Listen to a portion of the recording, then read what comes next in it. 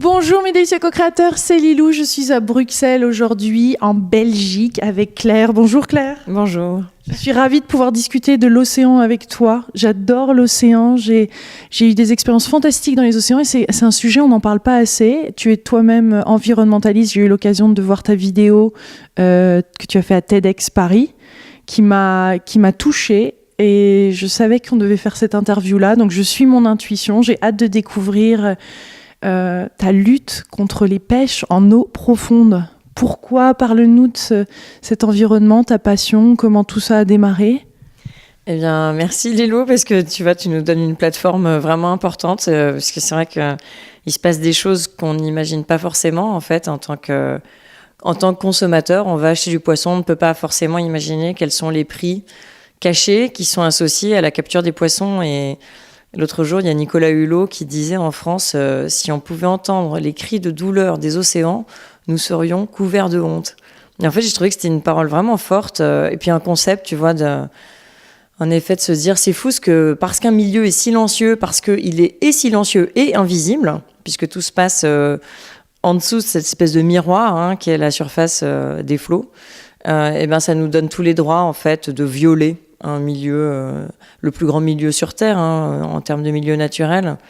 Mais c'est vrai qu'on a un petit peu du lourd. Alors, ce qui se passe, nous, le sujet, en fait, qu'on traite en ce moment, c'est la pêche en eau profonde, c'est-à-dire qu'en gros, on a tellement capturé de poissons dans les eaux de surface, les eaux qui sont accessibles pour nos bateaux de pêche depuis longtemps, depuis des siècles.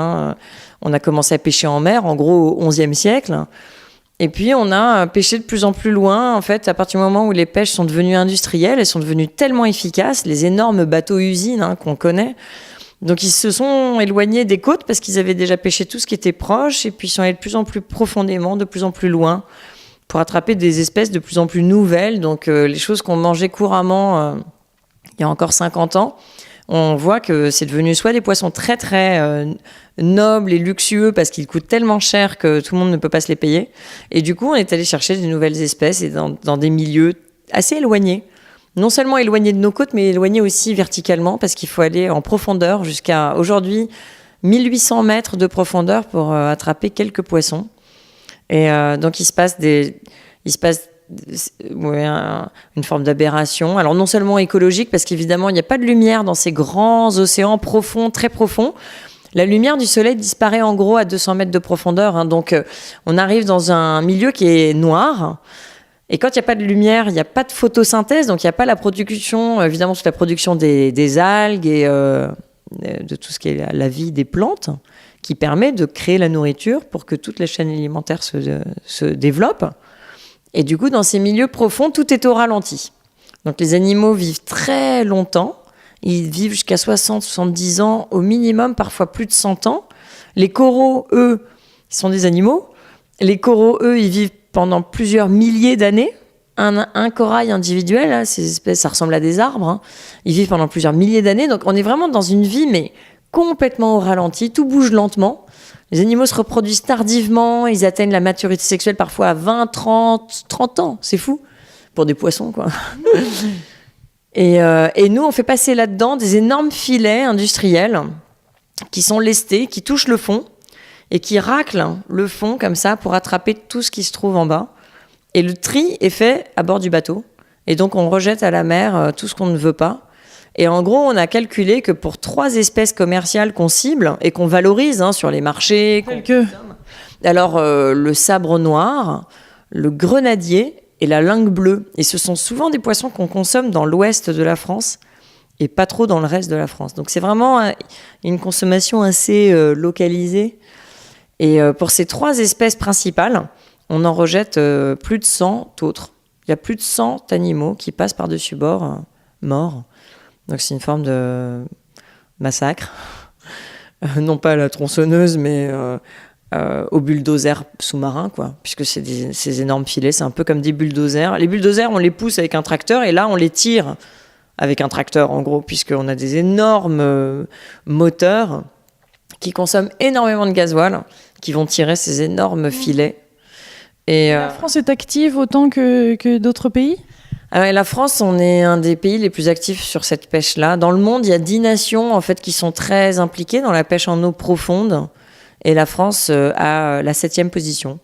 De point de vue historique et aussi, si on fait une photo aujourd'hui, en 2012, et on maintient notre 7e rang mondial de nation de pêche en eau profonde importante, même si aujourd'hui, les captures ne représentent que 1% des captures françaises de poissons, donc c'est pas grand-chose en termes de capture, et c'est même pas 10 bateaux, dont 6 bateaux qui appartiennent à la flotte d'Intermarché, ce qui nous pose des gros problèmes. En fait, le modèle économique fait que quand on est adossé à un distributeur, on peut continuer à faire cette pêche. Et du coup, voilà, ça pose des gros problèmes économiques aussi. Donc, je sais pas si je peux rentrer dans les détails. Ou... Si, mais non, mais et ce que je lisais, et là je comprends pas, c'est pourquoi c'est financé par le contribuable, en fait. Alors, c'est ça qui est étonnant, c'est que donc... cette destruction du plus grand réservoir de biodiversité, parce qu'il faut imaginer qu'évidemment la vie est apparue dans les océans, donc c'est là que les espèces se sont le plus multipliées et démultipliées. Et aujourd'hui, on a échantillonné que 1% des océans profonds, mais quand on regarde, on trouve des molécules toutes nouvelles, incroyables, qui peuvent servir à l'humanité, ne serait-ce que par exemple pour la médecine. Et donc, les autres nations dans le monde se battent contre les nations de pêche en eau profonde, notamment au niveau de l'ONU, en leur disant mais vous êtes en train de détruire un réservoir qui va servir à l'humanité et qui commence déjà à lui servir. Donc même si on a un regard, on va dire, utilitariste sur la nature, ce qui n'est pas forcément mon regard, j'essaie de lutter pour le droit qu'on a d'être attaché à une nature juste pour qu'elle existe, parce que les choses vivantes ont le droit d'exister sans qu'on soit obligé de justifier de leur utilité d'un point de vue économique. Mais même si on était cynique et qu'il fallait toujours justifier d'un point de vue économique de l'utilité d'un truc pour qu'il ait le droit de vivre, eh bien, d'un point de vue justification économique, on a plus intérêt à protéger le plus grand réservoir de vie sur Terre, plutôt que de laisser quelques bateaux de pêche industriels tout détruire pour un intérêt archi court terme. Et ce qui est fou, et c'est là que moi ça a été un peu quand même la révolution intellectuelle en me disant mais qu'est-ce qui se passe dans ce modèle, c'est qu'on s'est rendu compte que les nations de pêche en fait protégeaient des navires qui ne sont pas rentables. On a regardé dans les comptes d'exploitation des sociétés. On n'a pas fait des estimations sur la base de reconstruction. Non. En France, on est obligé de publier les comptes audités. C'est obligatoire dans la loi française. Et du coup, quand on va sur le site du tribunal de commerce, on peut acheter les comptes des sociétés. Donc, on a acheté, puisqu'il n'y a que 10 navires, donc on a cette possibilité-là, on a pu faire une analyse économique systématique de la performance économique de ces navires. Et là, ça a été une grande surprise de se rendre compte que, ils n'étaient pas rentables. Donc, ils sont chroniquement déficitaires sur leurs résultats d'exploitation, c'est-à-dire que ils dépensent de l'argent pour mettre des bateaux à la mer, les construire, payer des marins.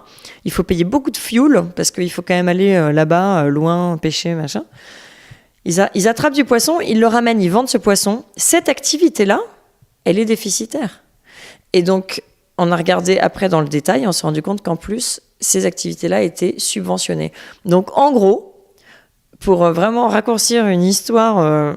qui n'est pas très compliqué, mais on peut encore la simplifier en disant c'est nous qui, activement, en tant que contribuables français, nous payons la destruction des océans profonds. Et ça n'a aucun intérêt, ni économique, ni écologique. C'est un non-sens complet. Et c'est là où tu as décidé de créer en 2004 Bloom, ton association. Qu'est-ce qui se passe en ce moment ? Je sais aussi que tu es là à Bruxelles pour rencontrer des parlementaires. Quel est l'enjeu de tout ça ? Qu'est-ce qui se passe ? Alors l'enjeu immédiat, on va dire, tu vois, si tu regardes juste ton agenda politique, c'est que en Europe, on a un règlement qui encadre ces pêches profondes, il y en a eu qu'un. Il est apparu en 2002. Et aujourd'hui, on est en pleine réforme décennale de ce règlement. Donc ça, c'est, voilà, on va dire, le cadre réglementaire européen aujourd'hui. Personne ne comprend rien à ce qui se passe en Europe. De toute façon, personne ne sait comment les institutions européennes fonctionnent. Mais en gros, les textes de loi, ils sont proposés par la Commission européenne et ensuite, ils sont débattus au Parlement et au Conseil et ensuite, ils rentrent dans un trilogue entre Commission, Parlement, Conseil. Et aujourd'hui, le Parlement doit discuter de la proposition de règlement qui est issue de la Commission. Et la Commission européenne s'est dit, OK, la méthode de pêche que j'ai décrite tout à l'heure, le chalutage profond, qui touche le fond, cette méthode a été tellement décrite par les chercheurs comme étant une aberration écologique et par les économistes comme étant une aberration au niveau de ce qu'elle génère comme non seulement aucune richesse, mais en plus c'est un poids pour la société. On va proposer d'améliorer le cadre réglementaire pour la pêche en eau profonde en général, et on va aussi proposer l'interdiction de cette méthode de pêche. Et ça, c'est le bon sens, quoi. On va dire le bon sens citoyen, c'est exprimer... Mais pourquoi il y a des lobbies alors ? Parce qu'il y a des lobbies, je suis sûre, là, qui bloquent tout. Pourquoi il y a autant de lobbies aussi puissants Alors, justement, et c'est pour ça qu'il y a donc, on va dire, comme tu vois, le court terme, c'est aujourd'hui notre cadre réglementaire. Mais en fait, si on déploie un peu notre imagination et qu'on comprend les implications de ce qui est en train de se passer aujourd'hui au niveau européen, ce qu'on propose, c'est un changement de paradigme, c'est un changement de modèle. Et si la Commission européenne propose l'interdiction d'une méthode de pêche et qu'elle est débattue aujourd'hui au Parlement et que c'est accepté et que les parlementaires votent l'interdiction de cette méthode de pêche, ça veut peut-être dire, c'est un vrai signe d'espoir qu'on aurait de la part de nos politiciens et de nos citoyens, parce que ça ne va pas se produire si les citoyens ne se mobilisent pas.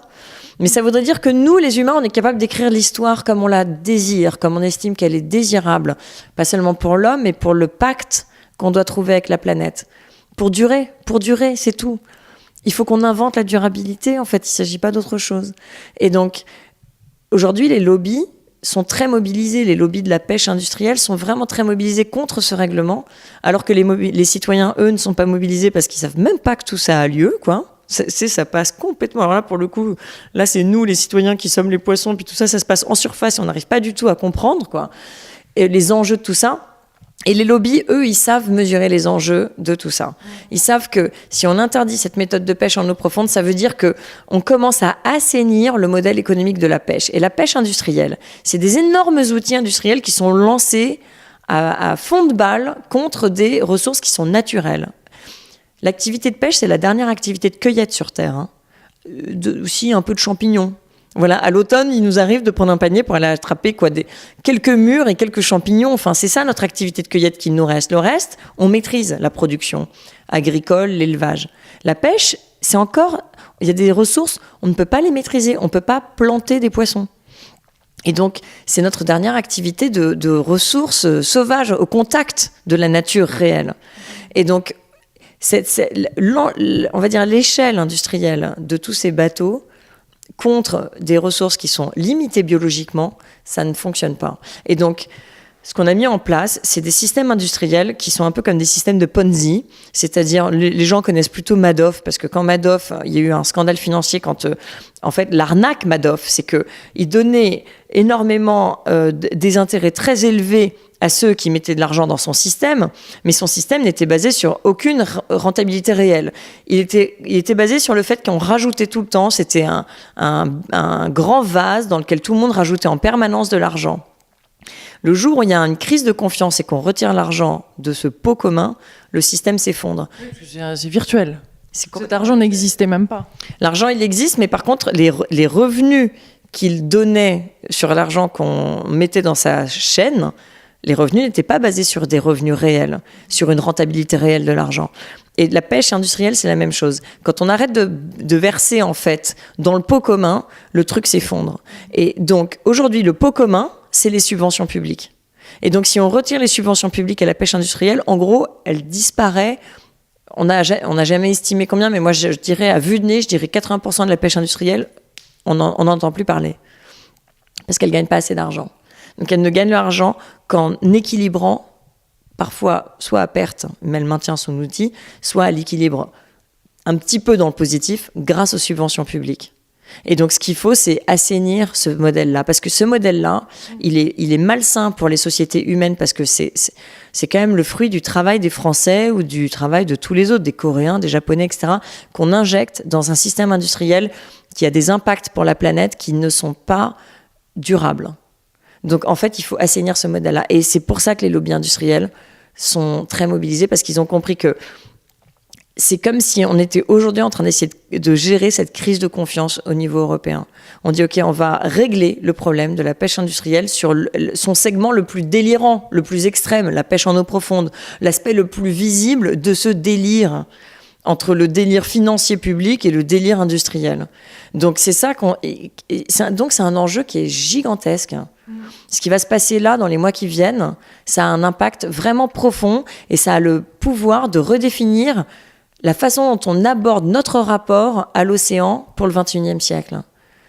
Et la vie, enfin la manière dont plein de choses sont organisées, sont mises en place, notre rapport au gouvernement, la vie sur Terre, tout, pas seulement. Là, c'est l'océan, mais c'est vrai que ça déclenche plein d'autres choses. En fait, il faut qu'il y ait un déclic qui prenne place quelque part, que ce soit pour les pêches en océan profond ou sinon en eau profonde ou autre. Mais il y a quelque chose qui a besoin d'être vu, revisité, changé. Mais pourquoi tu t'es intéressé à tout ça comment c'est venu parce que c'est pas commun quand même. Non, c'est pas commun, c'est vrai. C'est comme toujours, j'ai l'impression que les parcours, ils sont quand même... En tout cas, que les parcours très intéressants sont souvent des parcours très accidentés. Et donc moi, c'est une forme d'accident aussi. Enfin, la vie a fait que j'ai le sentiment de pas vraiment avoir choisi ça, d'avoir plutôt été choisie par cette thématique qui m'est un peu tombée dessus. Et à partir du moment où j'ai découvert qu'il existait cette aberration, en fait, j'ai eu un sentiment d'injustice très fort. Je me suis aussi rendu compte que personne ne prenait la défense des océans profonds, alors qu'ils forment le plus grand habitat sur Terre, et qu'il fallait faire quelque chose. Donc moi, j'ai fait un livre sur le sujet des océans profonds. Donc je suis arrivée... Abysse. Oui, Abysse, mon livre Abysse. Je suis arrivée aux abysses et vraiment à ce milieu très particulier, loin de nous, tout à fait remarquable, un peu anxiogène parce qu'il se passe plein de choses. Il y a des bêtes quand même ahurissantes avec des allures. Je vous invite à regarder la vidéo d'ailleurs de TEDx parce qu'il y a des magnifiques photos dans cette conférence-là. C'est facile à trouver sur YouTube, elle est partout, elle est diffusée sur ton site aussi. Ouais. C'est vrai qu'ils ont une des têtes. Ouais, c'est l'extrême, donc c'est fascinant parce que la vie se développe, on se rend compte que la vie se développe, mais n'importe où en fait, dès qu'il y a un tout petit peu d'eau, bing, c'est parti. Donc ça, c'était fascinant. Donc je suis arrivée par la fascination. Mais ensuite, j'ai découvert l'existence de cette pêche. Mais la méthode de pêche, elle est tellement violente par rapport à un environnement qui est archi vulnérable et qui va tout au ralenti. En fait, ça peut pas cohabiter. L'équation n'était pas juste. Et ensuite, je me suis rendu compte qu'il y avait simplement personne qui s'occupait de la défense de ce milieu-là. Et donc, ça a été un appel. En fait, c'est toujours le problème de, tu vois, qu'est-ce que tu fais une fois que tu es en conscience ? Est-ce que tu refermes ton livre en disant ça y est, je viens de lire un truc qui m'a totalement perturbé pour toujours, ou est-ce que, en fait, peut-être que tu peux refermer ton livre pendant 5 minutes et puis tu te rends compte que ça t'a travaillé dans la nuit et ça te travaille peut-être, tu vois. Et en fait, moi, ça m'a travaillé. Et t'étais déjà journaliste, apparemment. Tu produisais des émissions, tu étais intéressé par les animaux, le milieu scientifique et tout ça depuis longtemps. Tu travaillais pour des maisons de production, tu produisais déjà. Donc, c'est quand même un gros changement d'être dans ce milieu-là et d'un seul coup de se dire non, je vais faire ce travail-là indépendamment. Ouais. Alors c'est toujours assez... Plus de risques. Oui, c'est ça. Alors après, c'est toujours mystérieux de savoir, tu vois, parce qu'on quitte un milieu assez confortable, une grosse société de production audiovisuelle, avec un métier bien payé. Je voyageais partout dans le monde, d'ailleurs trop. J'étais fatiguée. J'ai attrapé des maladies tropicales, coup sur coup, 2, parce que je passais mon temps dans la jungle.